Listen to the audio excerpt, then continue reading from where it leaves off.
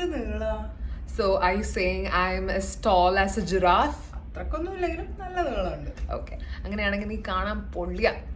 So you're saying that I'm as pretty as a rose? Yes. So as pretty as. രണ്ട് സാധനങ്ങളെ ഒരുമിച്ച് compare ചെയ്യാൻ നീ ഇതുപോലെയാണല്ലോ അതുപോലെയാണല്ലോ എന്നൊക്കെ പറയാൻ വേണ്ടിയിട്ടാണ് നമ്മൾ ആസ് ഡാഷ് ആസ് എന്ന് യൂസ് ചെയ്യാം. For example as big as an elephant, ഒരു ആനയുടെ അത്ര വലുപ്പമുണ്ട്, ഒരു കമ്പാരിറ്റീവ് ആയിട്ടുള്ള ഒരു കാര്യമാണ്. Next one as fast is lighting.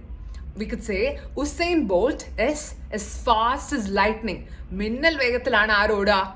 Usain Bolt. You can say you are as cute as a rabbit. ഒരു റാബിറ്റിനെ പോലെ ക്യൂട്ട് ആണ് എന്ന് പറയാം. അപ്പൊ ആസ് ഡാഷ് ആസ് എന്ന് പറയുന്നത് എന്തിനാണ്? ഒരു സാധനത്തിനെ മറ്റൊരു സാധനമായിട്ട് കമ്പയർ ചെയ്യാൻ.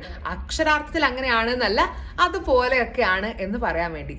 I M like you are like A rose എന്ന് പറയില്ലേ? ലൈക്കിന് പകരം നമുക്ക് യൂസ് ചെയ്യാൻ പറ്റുന്നതാണ് എന്ത്? ആസും. ഓക്കെ, അപ്പോൾ നിങ്ങൾക്ക് മനസ്സിലായി എന്ന് വിചാരിക്കുന്നു.